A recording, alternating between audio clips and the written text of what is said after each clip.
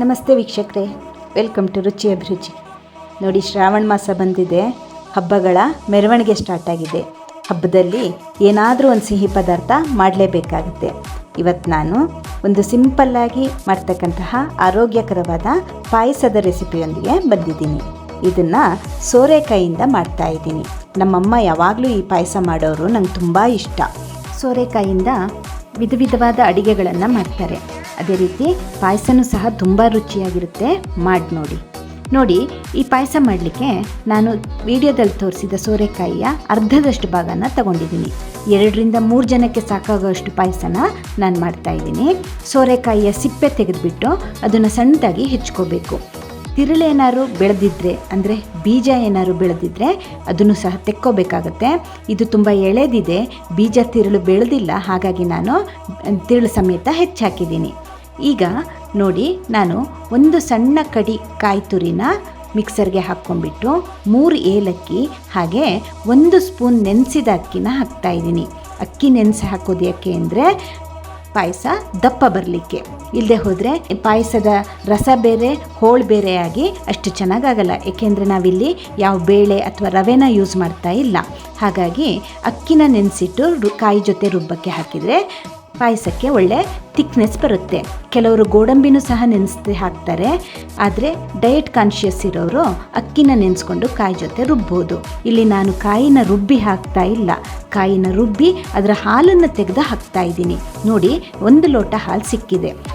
ಇದೇ ಲೋಟದಲ್ಲಿ 1 ಲೋಟ ನೀರು ಹಾಕಿಬಿಟ್ಟು 2-3 ಸರಿ ರುಬ್ಬಿ ಕಾಯಿ ಹಾಲನ್ನು ನಾನು ತೆಗೆದಿಟ್ಕೊಂಡಿದ್ದೀನಿ. ಈ ಕಡೆ ನೋಡಿ, ನಾನೊಂದು ಪಾತ್ರೆಯಲ್ಲಿ ಸೋರೆಕಾಯಿ ಹೋಳು ಮುಳುಗೋ ಅಷ್ಟು ನೀರನ್ನು ಹಾಕ್ಕೊಂಡ್ಬಿಟ್ಟು ಅದನ್ನು ಬೇಯಲಿಕ್ಕೆ ಇಡ್ತಾ ಇದ್ದೀನಿ.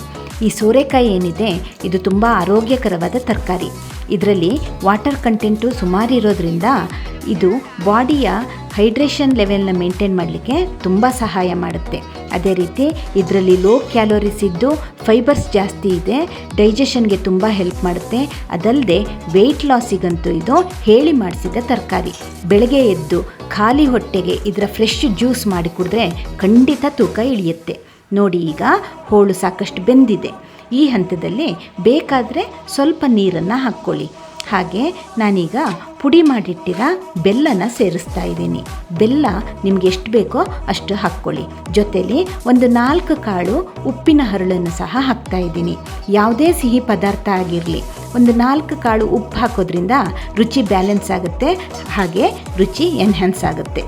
ಮತ್ತು ಒಂದು 2-3 ನಿಮಿಷ ಇದನ್ನು ಹೀಗೆ ಬೇಯಿಸೋಣ. ನೋಡಿ, ಈಗ ಚೆನ್ನಾಗಿ ಕುದೀತಾ ಇದೆ.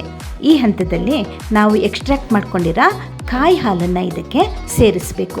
ಕಾಯಿ ಹಾಲು ಹಾಕಿದ ಮೇಲೆ ಚೆನ್ನಾಗಿ ಕೈಯಾಡ್ತಾ ಇರಬೇಕು. ಯಾಕೆಂದರೆ ಬೆಲ್ಲ ಮತ್ತು ಕಾಯಿ ಹಾಲು ಜೊತೆಗೆ ಸೇರಿಬಿಟ್ಟು ತಳದಲ್ಲಿ ಕೂತು ಬುಡ ಹತ್ತೋ ಚಾನ್ಸಸ್ ಇರುತ್ತೆ. ಇದು ದಪ್ಪ ಆಗೋ ತನಕ ನಾವು ಇದನ್ನು ಕುದಿಸ್ಬೇಕಾಗತ್ತೆ. 4-5 ನಿಮಿಷ ಇದನ್ನು ಹೀಗೆ ಚೆನ್ನಾಗಿ ಕುದಿಸೋಣ. ಮಧ್ಯ ಮಧ್ಯ ಕೈಯಾಡಿಸ್ತಿರೋಣ. ನೋಡಿ, ಇದು ಈಗ ಪರ್ಫೆಕ್ಟ್ ಥಿಕ್ನೆಸ್ಸಿಗೆ ಬಂದಿದೆ. ಪಾಯಸ ರೆಡಿಯಾಗಿದೆ. ಈ ಕಡೆ ನಾನು ಡ್ರೈ ಫ್ರೂಟ್ಸ್ನ ತುಪ್ಪದಲ್ಲಿ ಫ್ರೈ ಮಾಡಿ ಇಟ್ಕೊಂಡಿದ್ದೆ. ಗೋಡಂಬಿ ಹಾಗೆ ದ್ರಾಕ್ಷಿನ ನೋಡಿ ತುಪ್ಪದಲ್ಲಿ ಹುರಿದಿಟ್ಕೊಂಡಿದ್ದೀನಿ. ಈಗ ಅದನ್ನು ನಾನು ಪಾಯಸಕ್ಕೆ ಹಾಕ್ತಾ ಇದ್ದೀನಿ. ರುಚಿಯಾದ ಆರೋಗ್ಯಕರವಾದ ಬೇಗನೆ ಮಾಡ್ತಕ್ಕಂತಹ ಸೋರೆಕಾಯಿಯ ಪಾಯಸ ರೆಡಿ ಇದೆ. ಮಾಡಿ ನೋಡಿ, ಮಕ್ಕಳಂತೂ ಖಂಡಿತ ಇದನ್ನು ಇಷ್ಟಪಡ್ತಾರೆ. ನಿಮ್ಮ ಅಭಿಪ್ರಾಯನ ಕಾಮೆಂಟ್ ಬಾಕ್ಸಲ್ಲಿ ಹಾಕ್ತಿರಲ್ಲ ವೀಕ್ಷಕರೇ. ಇನ್ನೂ ನೀವು ರುಚಿ ಅಭಿರುಚಿನ ಸಬ್ಸ್ಕ್ರೈಬ್ ಮಾಡದೇ ಇದ್ದರೆ ದಯವಿಟ್ಟು ಸಬ್ಸ್ಕ್ರೈಬ್ ಮಾಡಿ, ಫಾಲೋ ಮಾಡಿ, ಲೈಕ್ ಮಾಡಿ. Thank you.